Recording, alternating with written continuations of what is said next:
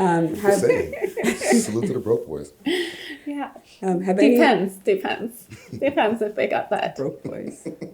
Have any of you guys been incarcerated for any lengthy period of time?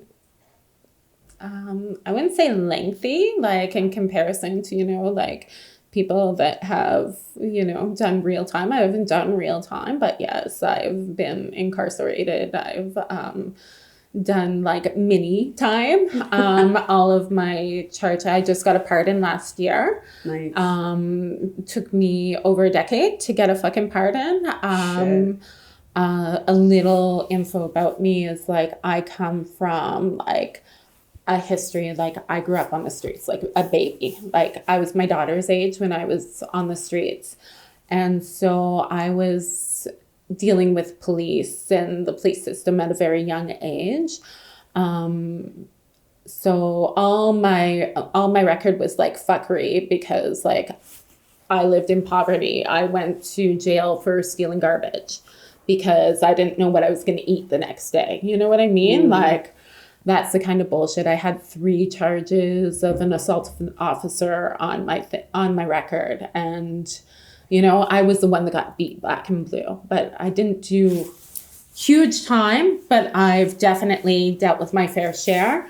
The biggest kind of barrier with it was me trying to pursue, because I'm also, even though I come from the streets and come from poverty, I still got my education and was being able to have, like, to prove myself as an actual academic and actual person that, should be hired before the next person because I have a criminal record.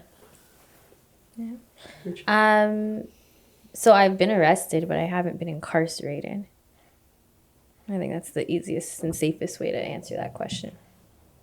Because it's just about like highlighting, because a lot of our topics, sometimes we talk about a lot of like the hood niggas or the Toronto men and all of that stuff. So, I mean, for women empowerment, we have to show the good, the bad, the ugly, and the real. Yeah. Mm-hmm. No, and make sure we keep it transparent. So it's not just the sexual side that we talk about women as if that's all we're good for. No, we also have real lives. We have real situations, and we have things that, you wouldn't expect from how a person looks.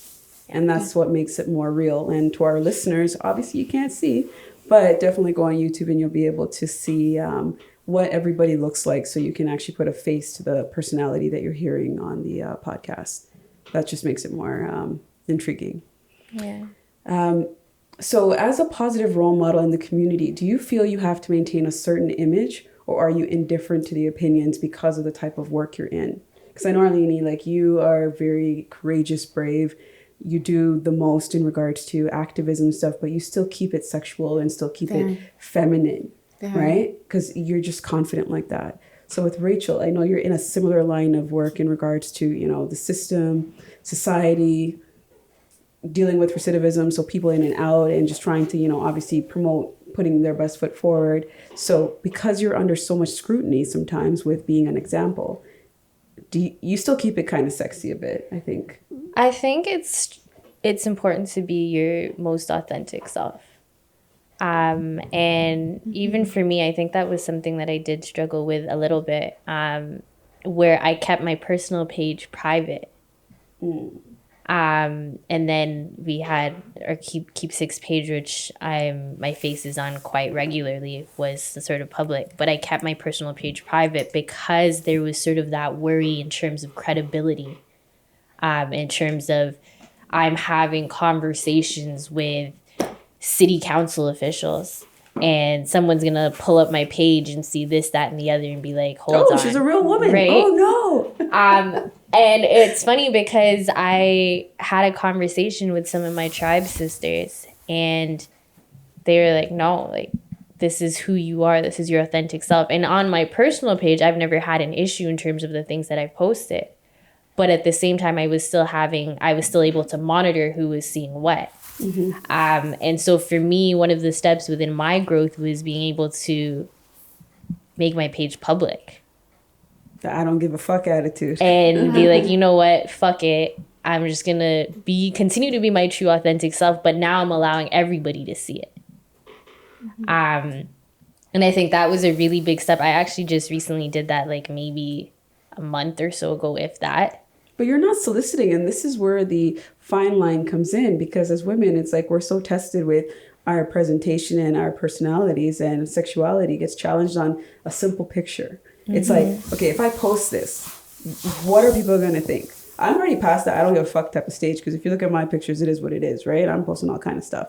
But the idea is like for women that are in certain industries now, because I used to be a part of that side, and then I looked at things, and I'm like, when I'm presenting this side of me, people look past it and they want that sexy. Yep. Because I used to start off with poetry, and then when I started doing the rap music is when I felt empowered and in the most control. When I was doing poetry, I felt filtered. I felt like in a box, and I was trying to, get performances and do things, but people didn't want to pay me. They just loved that community volunteerism, and they just wanted that. But then they always still wanted to pursue on the low, like, I still get people making passes at me, right? So it's that same personality of, okay, I can be me.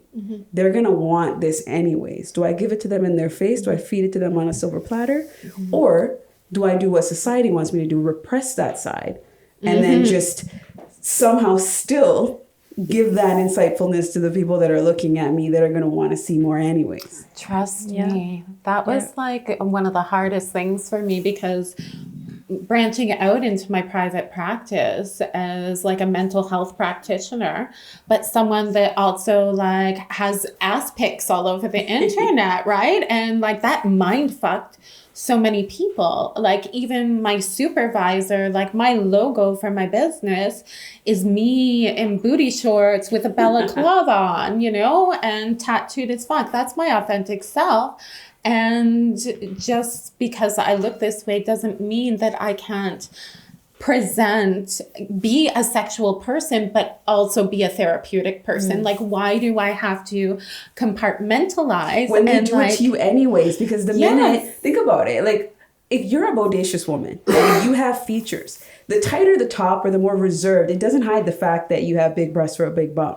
You know what I mean? It's like somebody in their own mind and in their own right is still going to find something attractive of you. And they're still going to probably pursue you on a certain level, because sometimes in the reverse, the more covered up we are, sometimes that attracts people too. So who are we really catering ourselves to when either way you're damned and you do and you're damned and you don't? And then you psychologically have to now deal with that every time you go home or unwind, and have to realize, okay, what am I going to wear tomorrow? This top says business, but this top also is an invitation. And that's what I was struggling with at the beginning. I was like, like I went into Ritzy and bought the button-up blouses, and then I was pops. It doesn't go past the top. Right? And, and I was just like, this isn't me. And then the clients, like when I opened up my practice in June, like within a couple of weeks, I was already full, and I was like, why am I so full? And me, like, and my supervisor, like, other people, we talked through this, and it was like, because I am myself.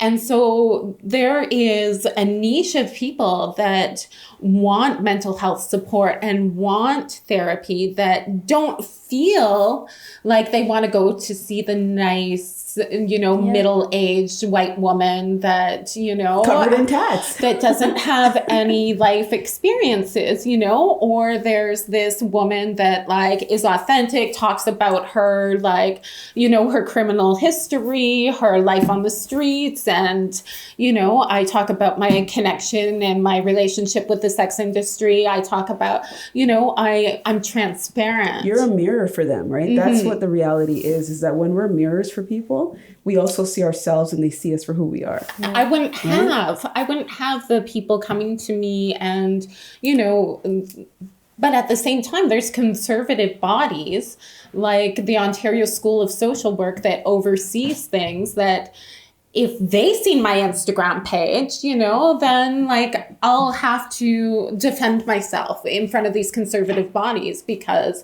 of that stigmatization and because it's not normalized to be confident in your sexuality and stuff like that in such aspects. So it's interesting when you cannot combine the two. You made a really good point too in terms of like just individuals that are seeking support but they're not seeking it from that traditional conservative individual. And that's something that I've seen too. Like, there's so many individuals that provide certain levels of mental health support or programming or resources.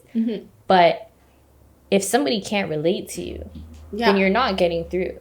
Yeah. And that's where that lived experience comes in, that need for authentic mentorship comes in, because they're individuals who can say, okay, we can speak from an academic standpoint. Yeah, I've done the academics, but I've also lived the life as well. So I'm not just telling you something because I've learned it from a book, so to speak. I've learned it from what my practice is supposed to be, but I understand, I can relate, I've been there. Yeah. And it helps to build that level of rapport. People are going to share with me shit they're not going to share with anyone else. You know, 100%. like it's diversity. Yeah. If you look around the table right now, we all represent different demographics, and we represent different things. Like, we share a few things in common. We all have tattoos. You know, we all understand sexuality, we understand the system, we understand certain things. And the average person that would walk through this door would be able to say, okay, I can relate to at least one of these women. If we all looked very staged or fit the profile or the bar of what somebody's supposed to expect, this is what we want to present, then it becomes awkward. So I think it's great that you ladies both embody yourselves and feel the confidence to finally be able to be your true self, which is always evolving, but it's always at the speed that you want to be seen as. And challenging the system while we're doing it. Yeah, no, for sure. That's the one thing that I like honor and love about Rachel, and kind of like brings us together, is like we both have that like passion to be who we are, but still like, you know, really try to change and fuck up the system in the meantime that we've seen. I like it. Fuck up the system. Audience question: is chivalry dead? It's not very common. Yeah. It was so I'll say random. that much. Okay. It's not very common. I think there's still individuals that display it, and it's funny though, because they stand out because it's not common. So when you do see those few individuals, it's like, whoa, like, you know, and they become sort of that talk around, like when all the girls get together, it's like, yeah, but did you hear about this person? He told me to walk on the inside of the sidewalk. He must not He be opened the door for me. He must not be from Toronto. So it's still there. It's just rare, and when it is rarely seen, it stands out and it resonates and it kind of sits in there. Okay. So, what would you say is the biggest turn on and turn off from a partner? I'm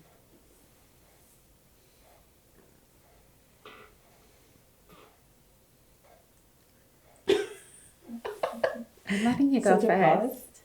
I'm thinking. Or are you so understanding that there's not too much of those things needed? Because if you're at a comfortable place, then you're not really focused on the things that turn you off. You're kind of compromising and understanding and kind of not... Like, I'm trying to think. I'm like, I can't really think of anything that turns me off. You're in Someone love. that's lazy. Lazy turns me off. Unmotivated. Yeah, that would annoy me. If you sat in front of a TV all day or played video games from morning till night, I would lose my shit. But yeah. All the gamers just... But like, turn me on. They need to smell good. Smell good. If you're sitting in front of a screen all day, you better be like trading or researching crypto or doing editing. some editing, yeah. Like, you know, something along kind those of lines. research on how to dismantle the government, hey? Oh yeah.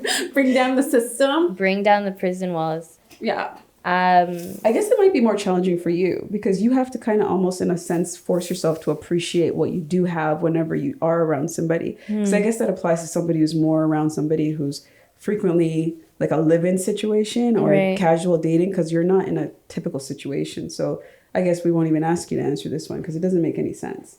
Because to kind of put you into a place when you are around your partner is like, it's not frequent enough in the last little bit for you to really like say, okay, like this is, you know, my turn on, turn off. It's just you kind of have to work with what you have at the time when you have it. Right.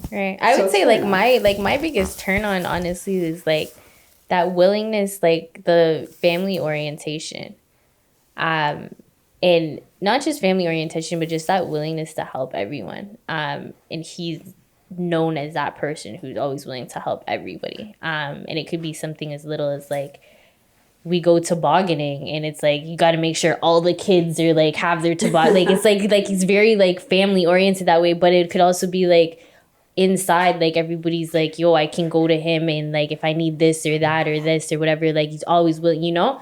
And that I think is like my biggest thing in terms of him just being that go-to person, whether it's for advice or people just, you know?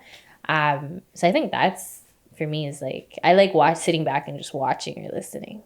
I like that you're so in depth, like, because mostly people would say turn off, okay, they, you know, it's more of a physical thing or whatever. So I like that a lot of people are past that typical, maybe young-minded girl perspective. Oh, I need a guy that's gonna have this. He needs to have that. He needs to have abs. He needs to have this. Be this tall. Da, da, da, da. Like that whole criteria just seems so like passive. So I like the fact that I'm hearing We're grown answers. over here. Yeah. So we're gonna jump into our fun card game here. Okay. So I know Arlene's played it before. So No, I don't think you had the card game. No, that's the, when you were on the show, we didn't do the cards yet. No. Oh shit! So this is new for you. Yeah. Okay. So what you're gonna do is just spin the dice, and whatever number you spin, you're gonna just read the question on the card, So 7. and just read out the number 7 question. Arlene, you're next. Have you unzipped a man's pants zipper in public? Yes. Oh yeah. Yeah. Okay. Ain't nothing. Right? Now It was she's- like, I was waiting for something. I was like, what? Just like that, eh? Just like that. You ain't gonna tell us. No. Okay. Just like that. don't ask, don't tell. But we're saving that for the Casamigos, eh? That's what we're saving that for. Casamigos. The Casamigos.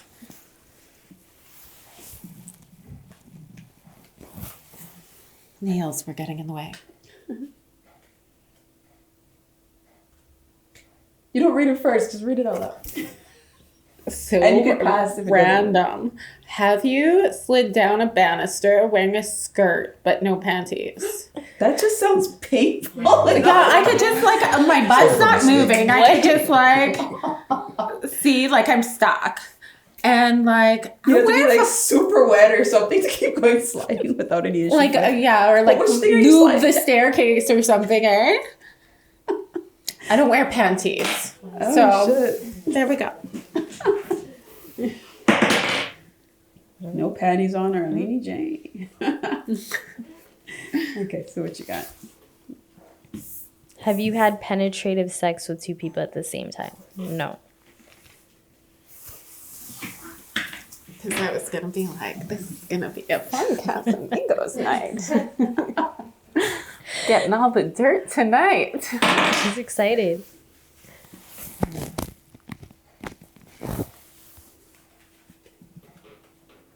Have you licked a lover's anus? No, it's not my thing.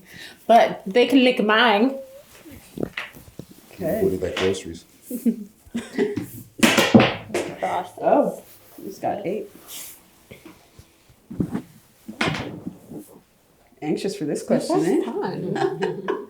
Who is the biggest slut, it's called? Have you had sex on a countertop? Yes. Damn. You're just waiting for details, eh? We get them tonight.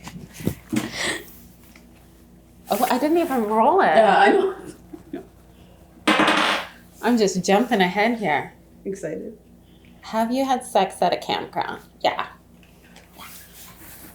I feel like that would be like uncomfortable. Was it? St. Marie, we camp. Those are good We every once in a camp. while. We're like Northern Ontario folks. Yeah. We like the woods and shit. Have you tried to steal a rival's boyfriend? No. Rival. That's like high school stuff. Oh no, it's pretty grown, yeah. I can see that. So we'll do one more for both of you. Okay. So I keep getting that 4. Let's see. Have you pretended a penis was a joystick or shift gear? Not yet. I guess a hand job because it's like Yeah, but I've never like. Yeah. Second gear, I'm third not a gear. car person. Like I just started driving, so no.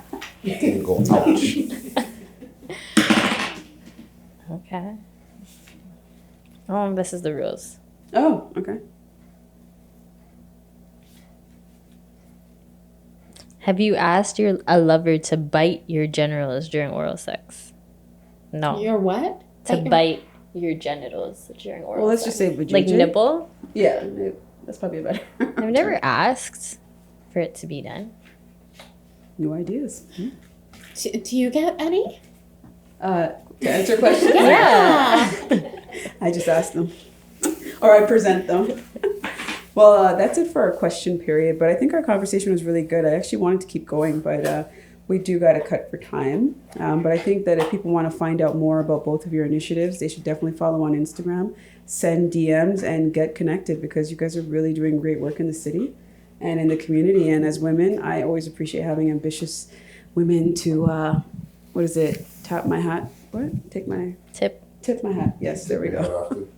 Because I wear many hats myself. But yeah, I was really inspired by our conversations today. And I think a lot of people are going to start asking some questions. Hopefully they follow and they try to even get involved with what you guys have going on. And yeah, I just want to say, like, keep it balanced. As long as you feel like you're you. And if you start feeling lost, just do what you need to do to get back to you. Because if we're evolving as people, then we're always in a state of change. So who we were 3 days ago may not be who we are in 2 weeks, right? Different experiences happen. So I just think that it's always good that we get back to where we feel most comfortable because we are always forced by the elements to sometimes stray. So that's my advice. And Appreciate it. yes, always a pleasure. Arlene, Thank you for having us. seeing you again. And Rachel, thanks for coming through and bringing that transparency. And I always appreciate the honesty that a lot of the guests bring forth because it's hard. Sometimes it's not easy to just talk to people you don't know, but sometimes we speak our most honest truth to people we don't know. And it works out better that way sometimes because it's like, what do they know to compare what you're telling them to? It's true. Like, yeah, it's true. And thank you for like creating a safe space too. Because I think it's very important. I know it's something that we've talked about a lot in terms of like within the city, that being an opportunity. So, I mean, I've been watching Zalinks since you guys were on, which was back in December. But really just creating a safe space for individuals to come on. No.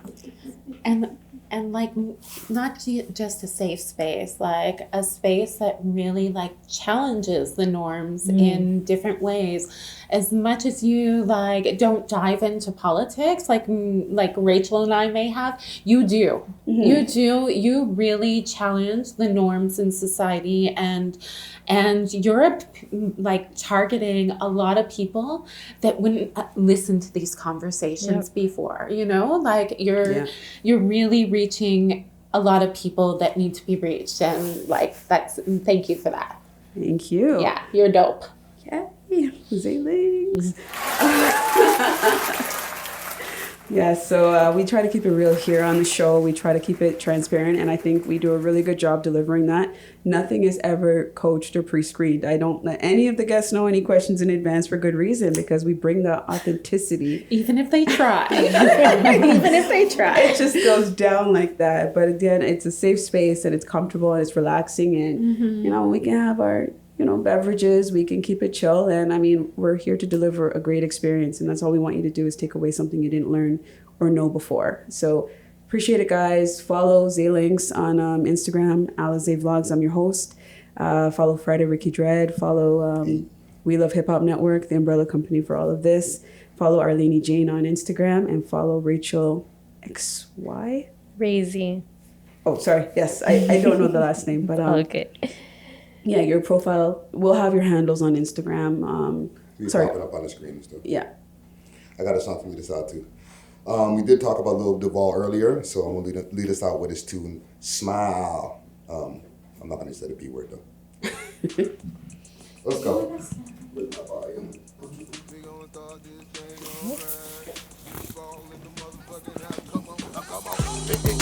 Do it, baby, take it, baby.